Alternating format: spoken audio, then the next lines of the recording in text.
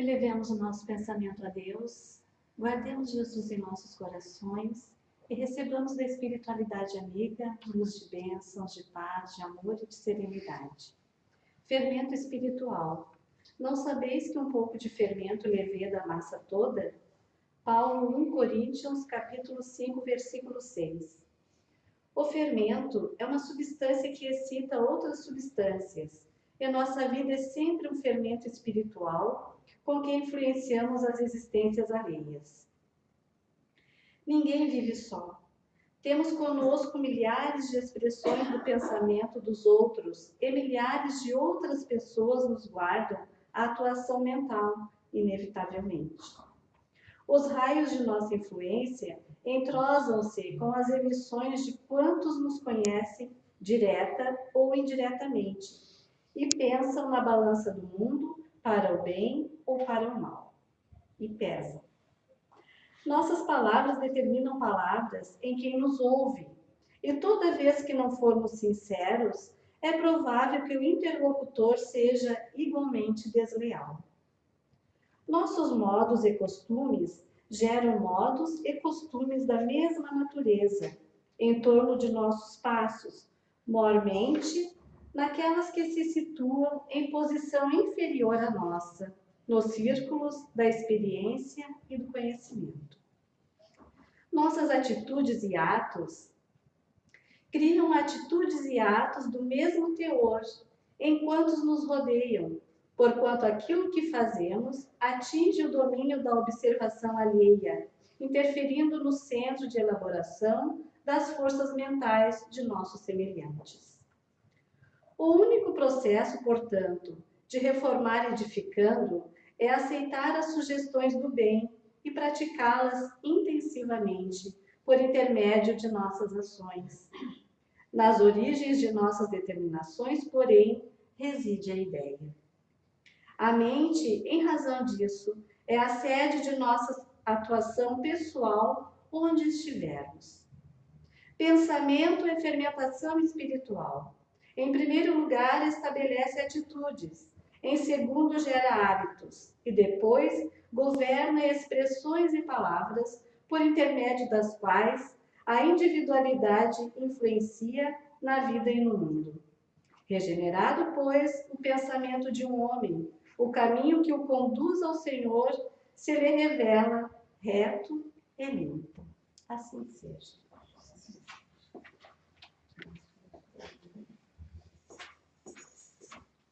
Boa noite a todos. Que a paz do Divino Mestre esteja em cada coração. Neste momento, a gente ora, faz a nossa prece por nós. O que a gente quer hoje aqui? O que a gente busca no Centro Espírita? Nós podíamos estar em casa, às vezes com a nossa família, mas decidimos estar aqui. Fizemos a nossa escolha. Então, o que a gente quer? Nós queremos estar aqui, o que queremos pedir? Vamos pedir, é o nosso momento. Este é o nosso momento com a espiritualidade. Se há agradecimentos, vamos agradecer. Se a gente tem algo para pedir, também é o momento de nós pedirmos. Vamos agradecer. Vamos agradecer pela primavera. Vamos agradecer pelos dias bons de sol. Também pela chuva que veio. Vamos agradecer por morarmos em um lugar que não teve as pedras que houve em outros lugares, né? Que a gente mora em um lugar tão bom e muitas vezes a gente não reconhece. Quantas vezes a gente ouve que tantas pessoas se cobiçam de vir ao mar e a gente tem ele todos os dias e nem consegue parar para sentir, ouvir seu barulho. Tão bom para a gente essa energia. Vamos pedir que Deus, neste momento, nos abençoe, com sua misericórdia, envia seus emissários, espíritos benfeitores, para nos ajudar na nossa caminhada, que às vezes é tão difícil, mas que a gente consegue, com a força do bem, transmitir o nosso fermento, que leveda toda a massa da paz, a massa do perdão e do amor. Pai nosso que estais no céu, santificado seja o teu nome, venha a nós o teu reino, seja feita a tua vontade, assim na terra como no céu. O pão nosso de cada dia nos dai hoje, perdoe as nossas dívidas, à medida em que perdoamos os nossos devedores, e não nos deixes cair em tentação, mas nos livra de todos os males, que assim seja. E esta noite nós vamos ter a nossa expositora de Tubarão. Ela vem representando a URI, Neiva, do Centro Espírita Deus, Amor e Caridade. Vamos vibrar positivamente para que tudo que ela fez com tanto carinho sirva para que a gente consiga levar para a nossa casa.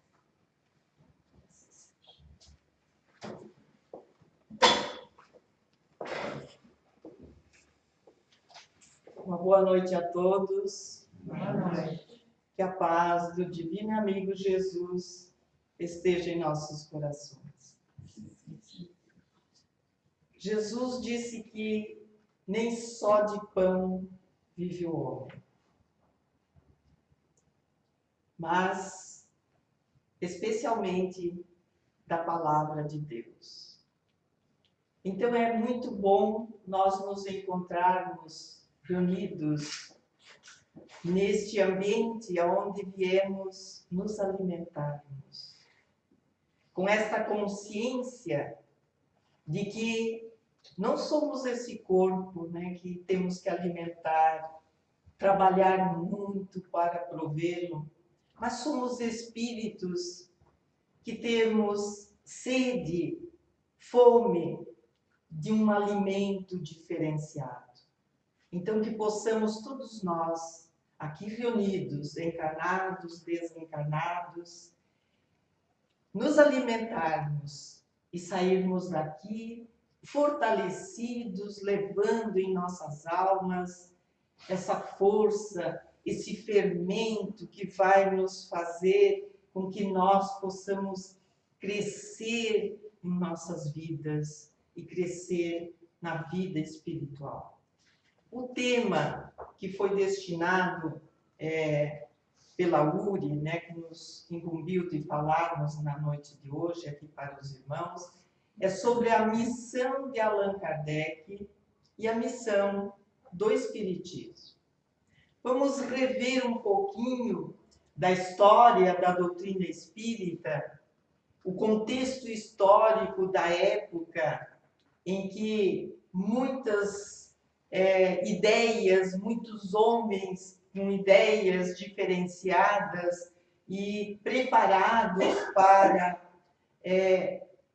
dar início à ciência de todas as ordens, o surgimento da sociedade, a renovação da ideia religiosa, desceram à reencarnação no plano terreno no século XIX.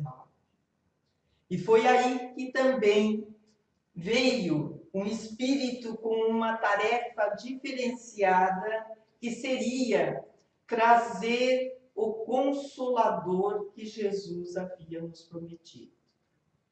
Uma falange imensa de espíritos que viriam se associar a esse grande trabalho de disseminar de uma forma diferente, que nós iríamos, como diz Jesus, relembrar o que ele havia falado e nos ensinar além disso. Se ele disse que viria o Consolador nos fazer relembrar, é porque nós iríamos esquecer. E o cristianismo realmente havia tomado uma direção que não era a melhor.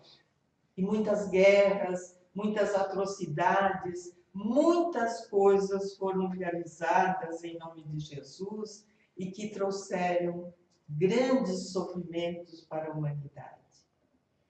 Então, no dia 3 de outubro de 1804, reencarnava, nascia em Lyon, na Suíça, Hippolyte Léon Denisard Rivail. Este homem é que veio com esta responsabilidade de dar corpo, dar início, dar conhecimento àquilo que viria do mundo maior.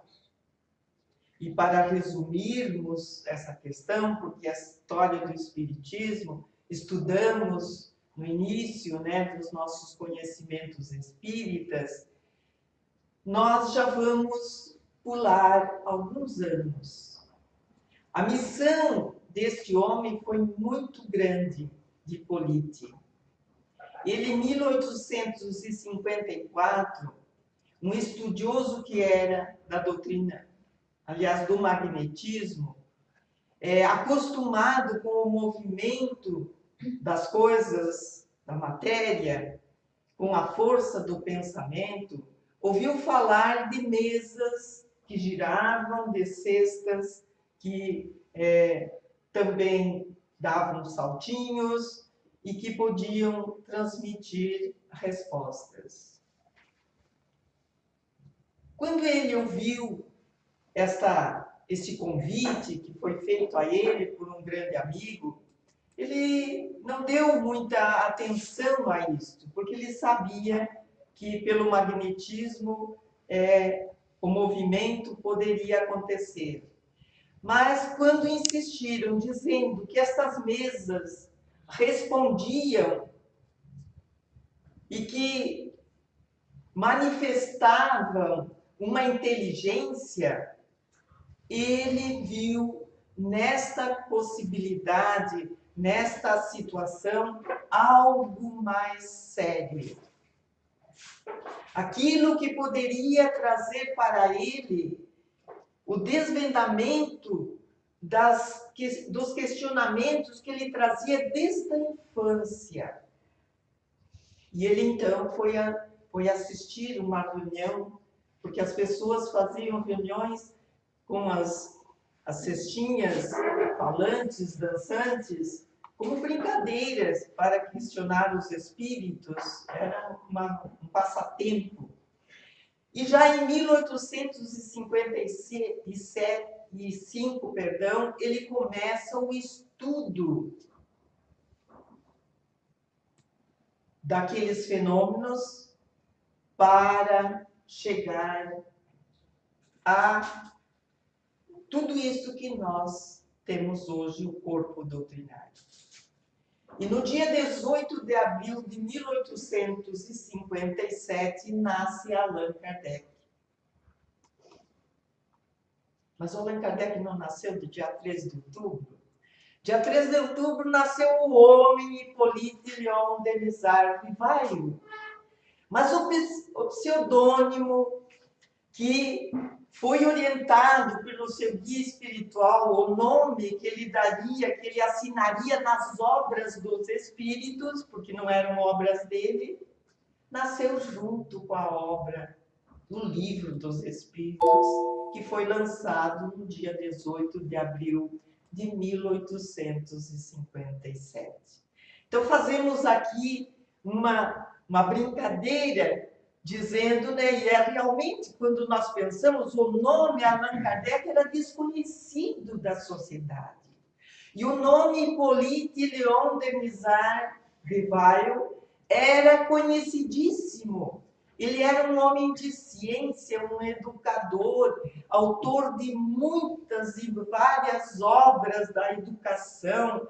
Ele era responsável por vários projetos para a mudança da própria sociedade. Era um homem muito conhecido. Então, lhe sugeriram a espiritualidade que ele assinasse um outro nome, um nome que ele havia tido numa reencarnação passada, quando foi um sacerdote druida. Então, Allan Kardec nasce junto com o Livro dos Espíritos. Mas o homem, Hippolyte, nasce, nós comemoramos dia 3 de outubro, e nasceu dia 18, então, perdão, dia 3 de outubro de 1804. A missão dele era de organizar, de trazer, de dar corpo à doutrina espírita. O nome espírita, logo quando nós vamos ler o Livro dos Espíritos, nós já tomamos conhecimento de que espiritismo, espírita, foi também codificado junto à primeira obra. Não havia o nome espírita, nem espiritismo. Havia o nome até então espiritualismo, porque todo espírita é espiritualista, mas nem todo espiritualista é espírita. Todo espiritualista é aquele que concebe algo além da matéria. Ele crê, então, que existe algo, quando morre o corpo, que vai sobreviver e seguir para um outro ambiente. Então, esse é um espiritualista. Todos nós espíritas somos espiritualistas, com certeza. Então, a missão dele foi uma das missões importantíssimas para a época. Porque o homem, a criatura humana, se divorciava da fé religiosa. O materialismo tomava conta da sociedade. Não que o materialismo não esteja no nosso meio hoje. E tomando conta de todos nós. Se nós não ficarmos atentos. Mas na época era por causa do domínio da igreja que não permitia que as pessoas pudessem pensar, descobrir a ciência. Então dominava. Então para que pudesse o homem pensar, descobrir, seguir um caminho em busca das pesquisas, tinha que se divorciar da igreja. Então Jesus achou por bem exatamente trazer, neste momento, no contexto social que se encontrava a Terra, o Consolador. Porque viria trazer a sua mensagem diferenciada e vinha convidar a todos nós a pensarmos. Porque doutrina espírita é uma doutrina que nos convida a pensarmos, a raciocinarmos. Cada um de nós é convidado a ser um observador de si mesmo. Somos todos médiuns, como é que nós vamos saber se somos médiuns se nós não nos observamos? Todos nós trazemos características dessa sensibilidade de captarmos a aproximação de outros espíritos junto de nós. Mas se nós não fizermos essa abstração, não vamos perceber e muitas vezes ficamos nas mãos de outras pessoas que vão começar a definir você é ou você não é, e não tem como diagnosticar. A mediunidade só é descoberta por nós mesmos, por esse conhecimento, pelo estudo, por essa observação. Então, a doutrina espírita diz no capítulo 1 do Evangelho segundo o Espiritismo, Allan Kardec coloca nesse capítulo que Jesus não veio destruir a lei. Ele diz. Assim também diz Allan Kardec, a doutrina espírita não vem destruir tudo que já tínhamos e da mensagem de Jesus, mas pelo contrário, fazer com que nós tenhamos um esclarecimento, uma lucidez maior de tudo isso que temos. Então diz assim no item 5, o Espiritismo é a nova ciência que vem revelar aos homens, por provas irrecusáveis, a existência e a natureza do mundo espiritual. Por que por provas irrecusáveis? Porque são os próprios espíritos que falaram, que disseram que havia um mundo após a matéria física. Questionados quem é que era que se manifestava, eu sou um espírito. Porque chegaram a perguntar se era o demônio. Porque é o que era conhecido, só o demônio podia se manifestar. Eles disseram, sou um espírito.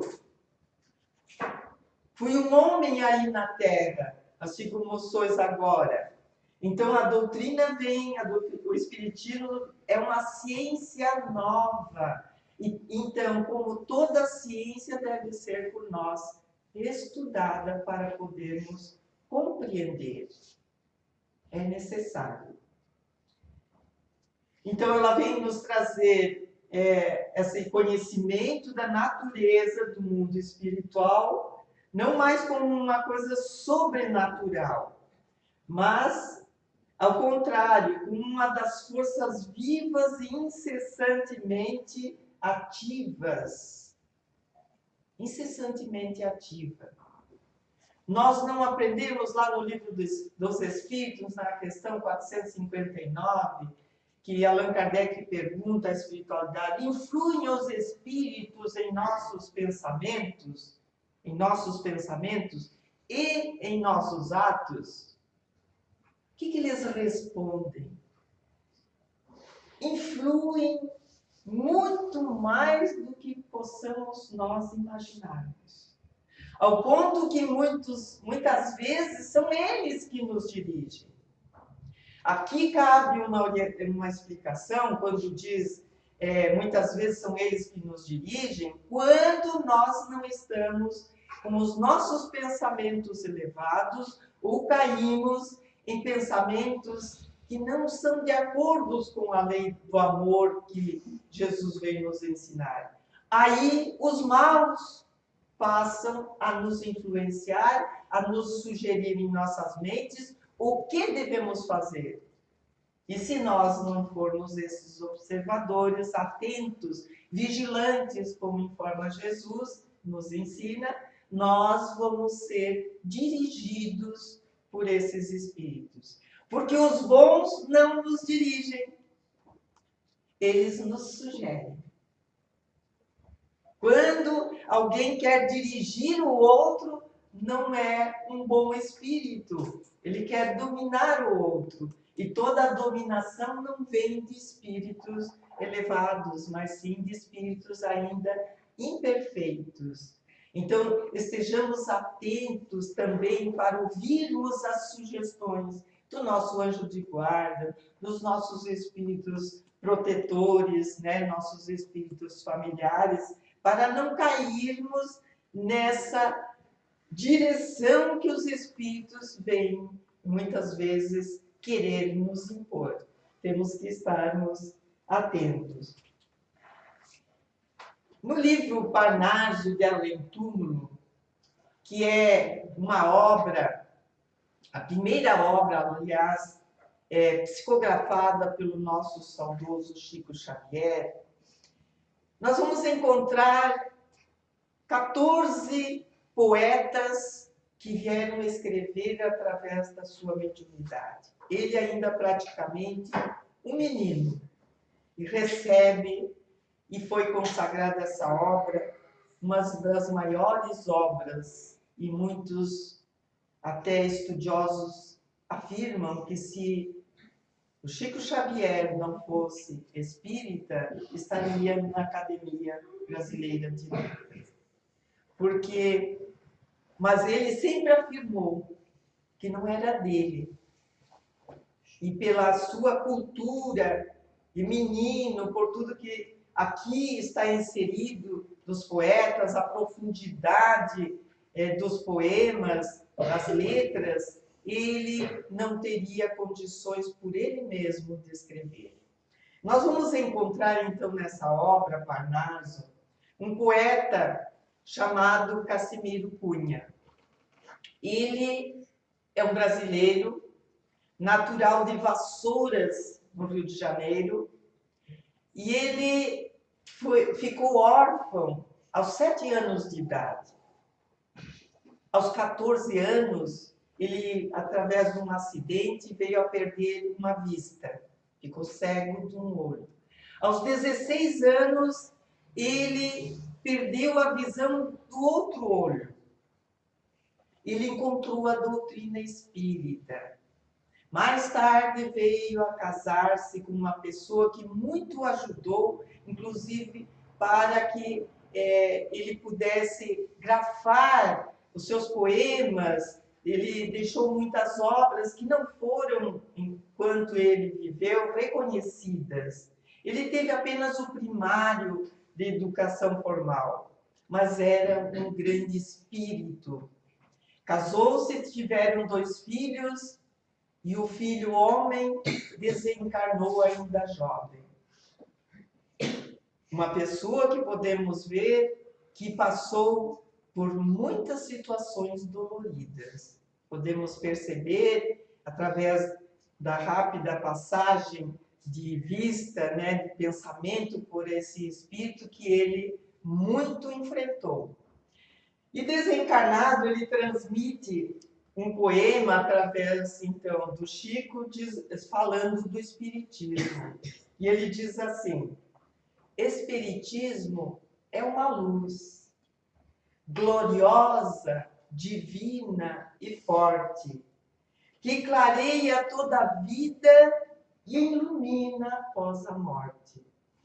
É uma fonte generosa de compreensão compassiva, derramando em toda parte o conforto da água viva. É o templo da caridade, em que a virtude oficia, e onde a bênção da bondade é flor de eterna alegria. É a claridade bendita do bem que aniquila o mal, o chamamento sublime da vida espiritual. É a árvore verde farta nos caminhos da esperança, toda aberta em flor e fruto de verdade e de bonança. Se buscas o Espiritismo, norteia-te em sua luz. Espiritismo é uma escola e o mestre amado é Jesus. Olha o poema, olha a fala desse espírito que voltou à pátria espiritual. Olha o testemunho que ele vem trazer para todos nós do que seja o espiritismo em nossas vidas. Possamos nós sairmos e meditarmos sobre as palavras de um espírito que aqui, no mundo corporal, padeceu as mais rudes no nosso entendimento, provas e expiações. A dor campeou a sua vida, mas ele, ao sair das vestes físicas, encontra-se com a luz e fala desse conforto que a doutrina espírita vem nos trazer. Porque quando Hippolyte Léon Denisard Rivail encontra-se com os fenômenos espíritas, ele percebe que ali ele vai descobrir e poderá adquirir toda a lucidez das questões que ele se fazia desde a infância. Por que sofrem as criaturas? Porque existem diferenças sociais, porque existem anormalidades, porque existem as doenças, os preconceitos, as injustiças, a dor, a morte. na tenra idade? Todos esses questionamentos nós também nos fizemos, meus irmãos. E certamente eles nos acompanharam até adentrarmos uma instituição espírita e nos envolvermos com a bênção da companhia desses mensageiros de Jesus que estão sempre prontos para nos fortalecerem. E sem doutrina espírita, no momento atual que estamos vivendo na sociedade, nós sempre nos questionamos: como podem as pessoas viver sem esse alimento espiritual? Sem saber por que se vive, por que se caminha, por que acontece tudo isso que estamos a ouvir e a ver nos noticiários? Por que tantas injustiças? Mas aprendemos que mesmo diante das maiores injustiças, nós não somos os injustiçados. Porque através do conhecimento do mundo espiritual, nós aprendemos que estamos no país certo, no local social certo, na família ideal para nós crescermos. Aprendemos e descobrimos que aqueles que nos incomodam, que vivem conosco, não estão ali para nos incomodar, não estão ali para nos cobrar, mas estão ali porque são instrumentos de Deus para nós crescermos. E diz o Evangelho, o instrumento que nos é colocado na mão não diz da tarefa que nós devemos fazer.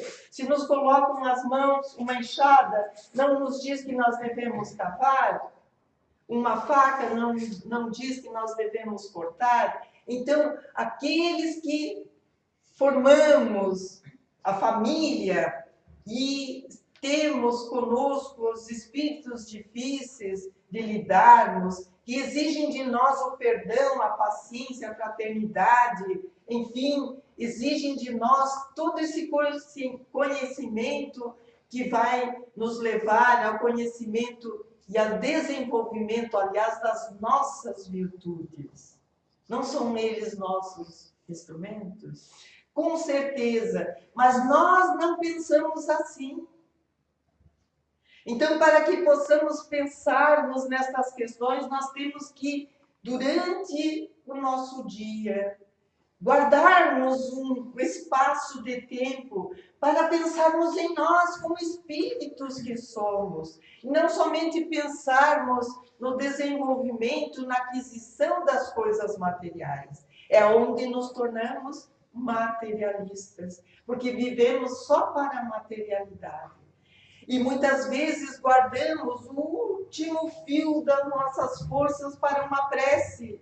E vamos então fazer o Pai Nosso. Mas o Pai Nosso nós já sabemos de cor porque aprendemos no útero de nossas mães.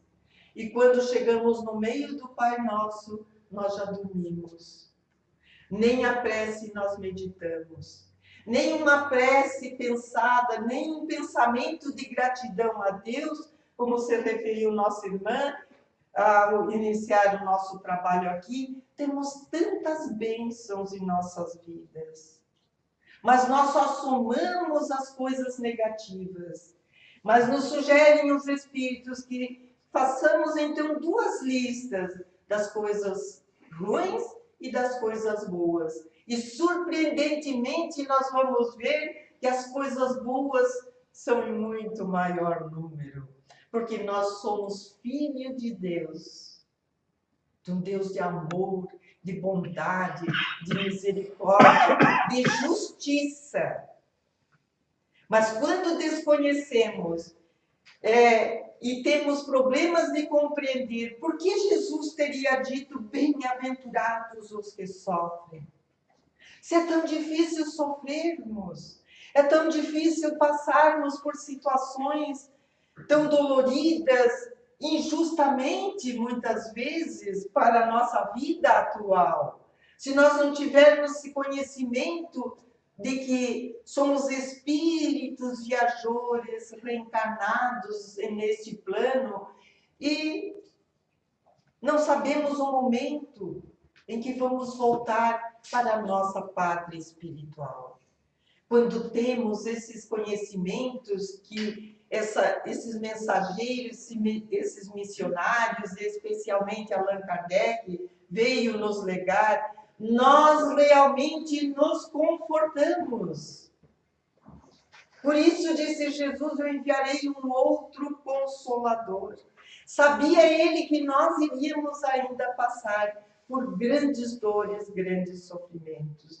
Ele é o nosso dirigente terreno. Ele nos acompanha. Ele nos ama e por amor veio pessoalmente nos convidar a esse estudo de nos conhecermos.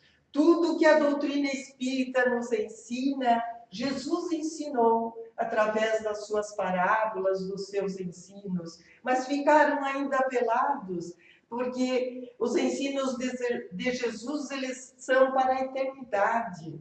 Nós vamos aos pouquinhos descobrindo, tirando o véu para entendermos o que ele queria dizer em tal situação.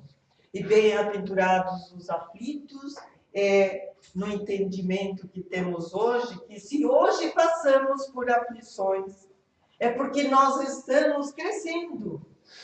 Porque aquele espírito que não tem condições de vivenciar dificuldades, ele leva dificuldades para os outros. Ele leva sofrimento para os outros, esquecido e desconhecido de que a lei de causa e efeito vai recair no momento ou outro sobre nós. Tudo aquilo que espalhamos, nós vamos colher. Se nós queremos coisas diferentes, hoje idealizamos, já podemos ter essas coisas diferentes. Quando mudamos o nosso pensamento, a nossa vida começa a mudar. E é exatamente o que encontramos no capítulo 2º do Evangelho segundo o Espiritismo, que vem nos dizer, nos falar no item 5 novamente, o 5 do item do capítulo 1, 5 do capítulo 2, sobre o ponto de vista.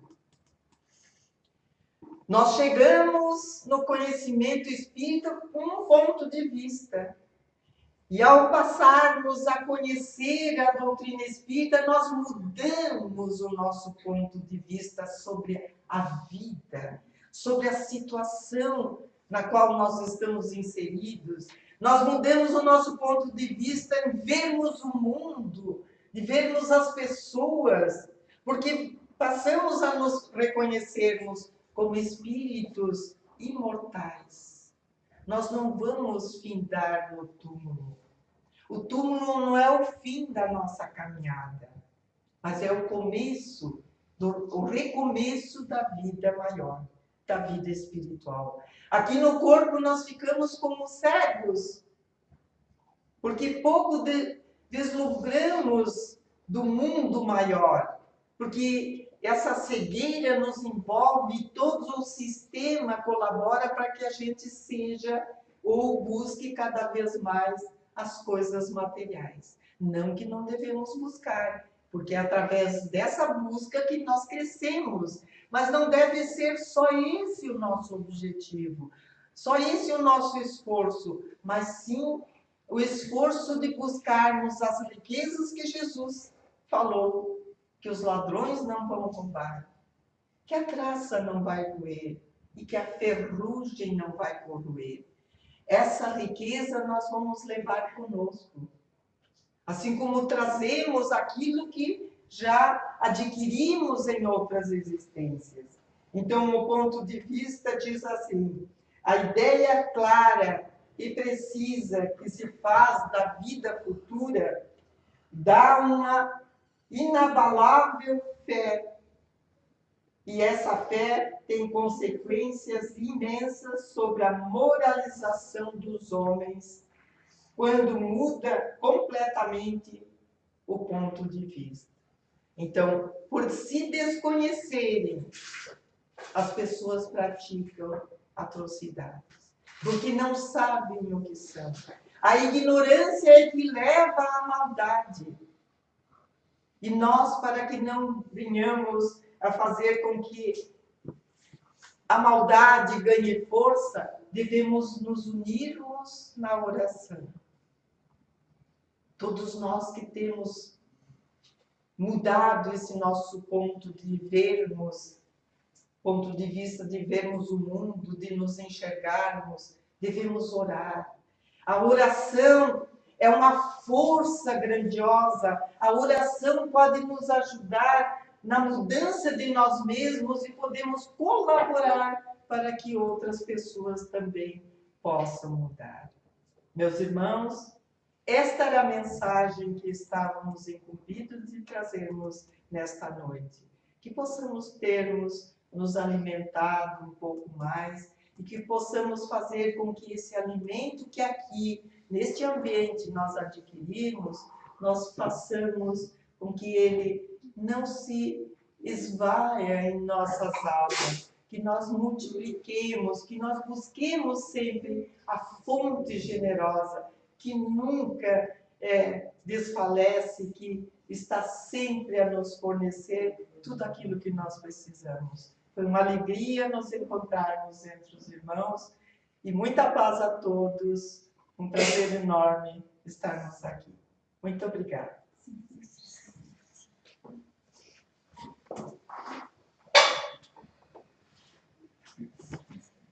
Neste momento, queremos agradecer um pouco mais de conhecimento do Allan Kardec, o nosso codificador. E vamos então fazer a nossa caridade. Vamos pedir pelos nossos irmãos que estão no presídio, pelos nossos irmãos que estão nos hospitais, precisando de um alento, de alguém que dê força e coragem neste momento para eles. Por essas pessoas que estão nas ruas, vítimas das drogas. Pedir também pelos que estão por aí fazendo tanta atrocidade. Que Deus tenha misericórdia dessas pessoas. Vamos pedir também pelos nossos vizinhos, lá pelo nosso serviço, pelos nossos colegas. Vamos pedir por todas as pessoas que hoje estão precisando de uma oração, de um sorriso, de um abraço. Vamos pedir por todas essas pessoas neste momento. Vamos também pedir que essas águas sejam fluidificadas e que todos que delas beberem tenham suas dores atenuadas, suas angústias também. Vamos pedir também pelos nomes da caixinha, que ela seja atendida de acordo com o seu merecimento. E vamos neste momento também pedir para aquelas pessoas que a gente sabe, que a gente quer que esteja aqui neste momento, que essas pessoas também sejam conduzidas pela luz do Divino Mestre. E assim, agradecidos que somos, pedimos: Pai nosso que estais no céu, santificado seja o teu nome, venha a nós o teu reino, seja feita a tua vontade, assim na terra como no céu. O pão nosso de cada dia nos dai hoje, perdoa as nossas dívidas, na medida em que perdoamos os nossos devedores. E não nos deixes cair em tentação, mas nos livra de todos os males, que assim seja.